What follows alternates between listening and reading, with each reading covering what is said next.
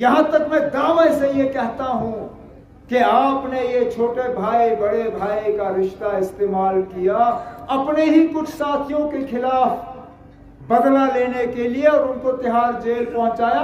आप ही के कहने पे ये मैं दावे से कहता हूं जनाब, ये आपने रिश्ते का इस्तेमाल किया और हम सब जानते हैं मैं किसकी बात कर रहा हूं। ये कोई छुपी बात नहीं है ना कि आपने इस रिश्ते का कैसे इस्तेमाल किया और कैसे बदला लेने की कोशिश की।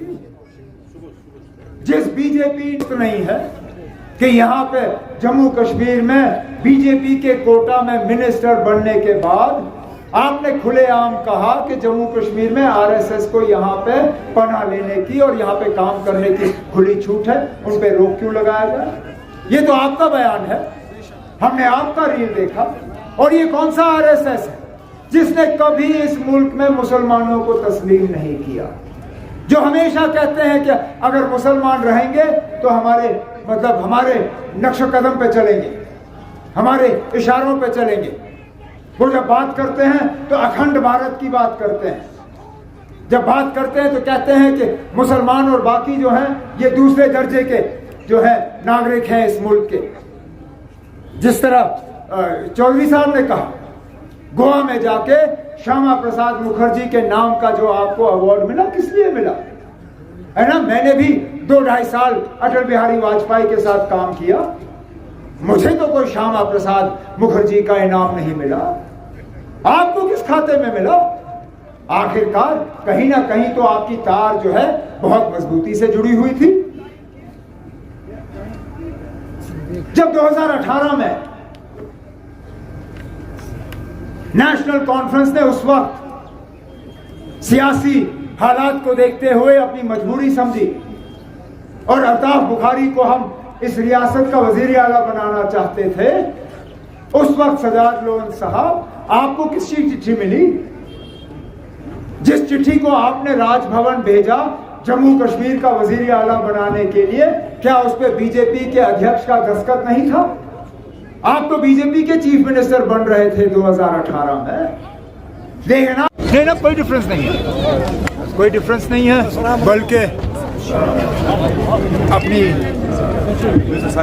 अपनी इंडिया ब्लॉक के साथ किए हुए वादों पे कायम रहने के लिए नेशनल कॉन्फ्रेंस की वहाँ जमात ही गायब हो गई। क्योंकि हमने साफ तौर पे अपने करगिल के साथियों को कहा कि हमें अगर किसी की हिमायत करनी होगी, किसी को जितवाना होगा तो कांग्रेस के जो उम्मीदवार हैं नंदयाल, उनको जितवाना होगा।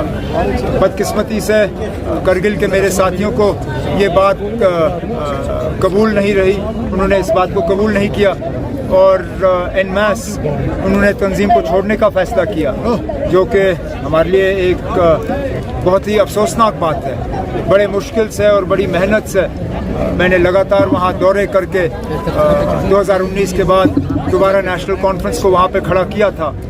लेकिन चलिए, अब जो चीज़ हमारे कंट्रोल में है नहीं उस पर हम क्या कह सकते हैं, लेकिन हम अपनी जगह खड़े हैं। और मैं दोबारा लेह करगिल के लोगों को अपील करूंगा कि जो भी नेशनल कॉन्फ्रेंस के साथ हैं, अगर कोई रह गया है तो उन्हें नंदयाल साहब के हक में वोट देना चाहिए। 2012-13 में कोशिश की थी इनको वापस भेजने की। उस वक्त जिस पार्टी से बुखारी साहब ताल्लुक़ रखते थे, साजिश उन्होंने की। मैं भूला नहीं इस चीज़ को कि जब मैं यहाँ से अफस्पा हटाने की बात कर रहा था, उस वक्त महबूबा मुफ्ती जो सदर है PDP की, उन्होंने कहा कि उमर अब्दुल्ला जो है यहाँ फौज को बेइज्जत कर रहा है और ये अफस्पा को हटाने की बात जो है ये फौज की बेइज्जती है। और अफस्पा हटाने की मुखालफत वहाँ से हुई। आज वो फौज को बैरक्स में वापस भेजने की बात कर रहे हैं। चलिए, अच्छा है, देर आए दुरुस्त है। कम से कम आज वो मेरी इस चीज़ को तस्लीम कर रहे हैं जो 10 साल पहले 12 साल पहले मैं बात कर चुका हूँ। कब हालात ठीक हुए थे। ये इनकाउंटर तो होते रहते हैं, और चाहे रजौरी, पुंछ में, श्रीनगर में, जनूबी कश्मीर में, शुमाली कश्मीर में, बीच बीच में कहीं ना कहीं तो इनके इनकाउंटर चलते रहते हैं। नॉर्मलसी का दावा तो बीजेपी ने किया, लेकिन अब उनसे क्या बात करें, उनका सिंबल तो कहीं मशीन पे नज़र नहीं